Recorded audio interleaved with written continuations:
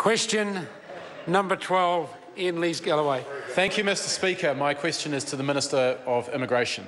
Why is Cabinet reviewing the number of permanent resident visas it plans to issue, given that he does not expect that review to result in any policy change?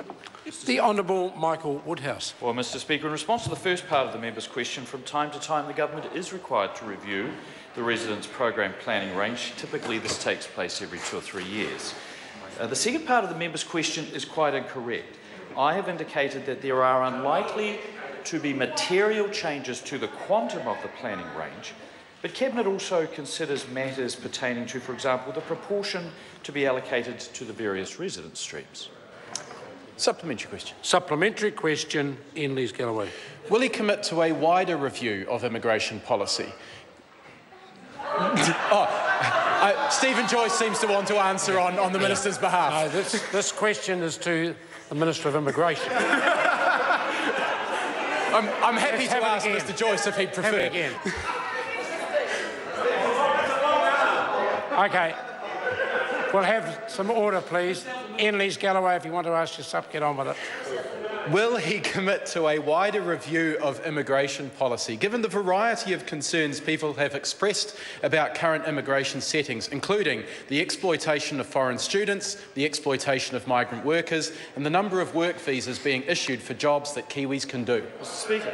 The Honourable Michael Woodhouse. Well, Mr Speaker, the 3 examples the member gives in his question have nothing to do with the permanent residence planning range, but I would say that the government is constantly reviewing immigration settings in both the permanent and temporary space to ensure that they're fit for purpose. A big bang review that somehow the member thinks would be unnecessary, we're constantly refining policy. Supplementary question. Order.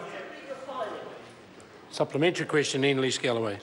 Why will he not carry out a review in light of the report issued by Caritas Aotearoa's titled "Stand Up for What's Right, Supporting Migrant Workers", given that that report details ongoing exploitation of migrant workers, such as paying below the minimum wage, failing to provide written employment agreements, and failing to pay wages for work done?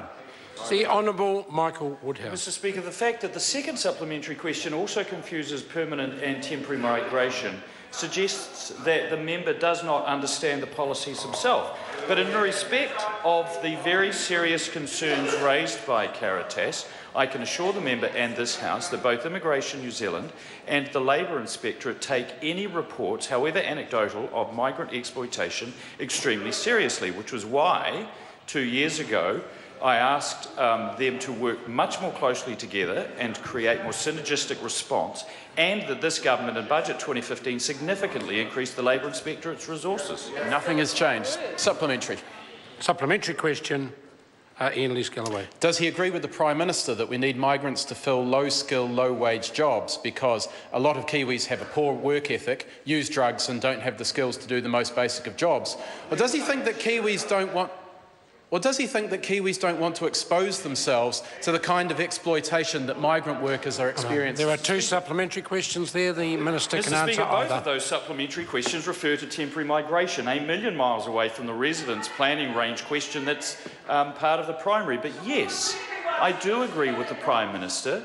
There are significant barriers to employment for some young New Zealanders, but we should not give up on them. We will remove those barriers one by one, and this government has done more than any previously to ensure that New Zealanders are at the front of the queue for those jobs. But I reiterate, in this strongly growing economy, it is going to be necessary to call on the international labour market, at least for the foreseeable future.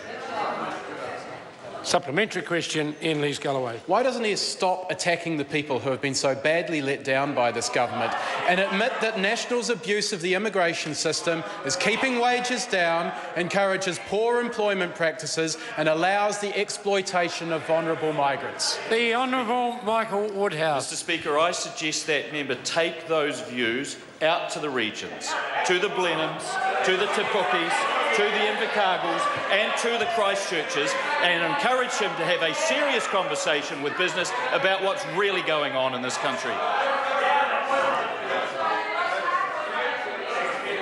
Order.